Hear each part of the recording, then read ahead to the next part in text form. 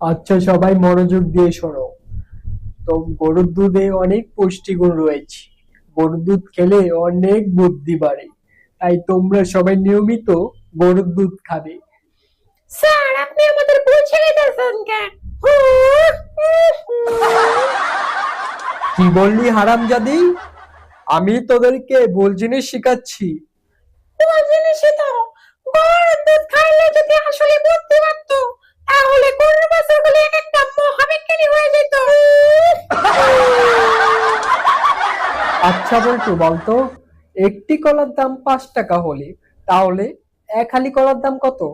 Sir, 15 টাকা। কি বললি হারামজাদি? আমি তোকে এতদিন এই শিখিয়েছি। আরে গদ্দপ, সঠিক উত্তর হবে মাত্র 20 টাকা। স্যার, আমি তো জানি সঠিক উত্তর 20 টাকা, কিন্তু আমি তো দামাদামি করে দোকানদারের সাথে 5 টাকা কমিয়ে ফেলেছি।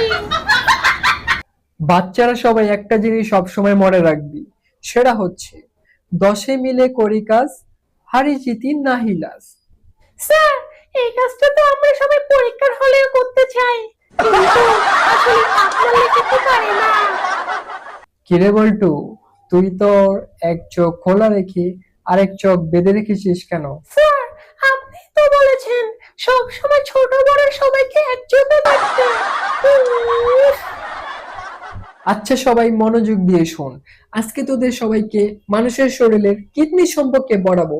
কিডনি হচ্ছে মানুষের শরীরের এমন একটা জিনিস যা মানুষের শরীরে ফিল্টারের মতো কাজ করে।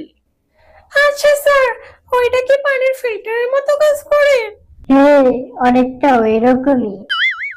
কিছুক্ষণ পর।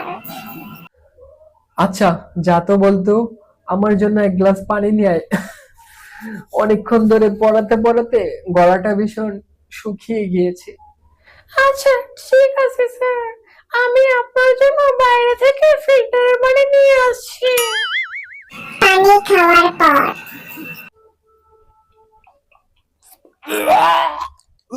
ফু, কিরে, তুই না বললি ফিল্টারের পানি নিয়ে আসবি? এই পানিতে এত বাজে গন্ধ, আর কিরে নোনতা নোনতা লাগছে কেন?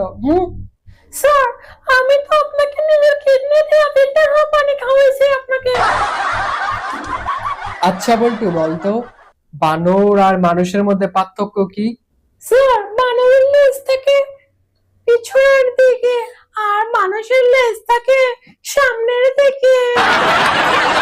আচ্ছা বল্টু, বলতো একজন শিক্ষক আর একজন সাধারণ মানুষের মধ্যে পার্থক্য কি?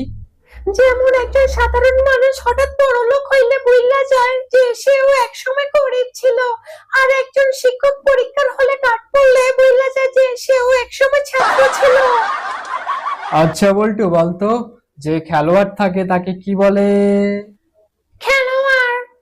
আর যে বেশি জানে তাকে কি বলে? জানোয়ার। রে বল্টু, কি শুনলাম তোরা নোয়াখাইলারা নাকি প বলতে পারিস না? পরে নাকি হ বলিস? হুম।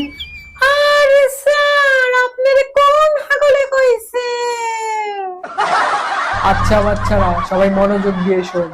কালকে থেকে তোদের সবার পরীক্ষা শুরু হবে, কিন্তু পরীক্ষার মধ্যে কেউ নকল করবি না, কারণ একবার নকল করলে পরীক্ষায় সেটা একটা বড়, বিরাট বড় বাজে অভ্যাসে পরিণত হবে। কই, আমি তো 4 বছর ধরে নকল করি, আমার তো কোনো অভ্যাস হইল না।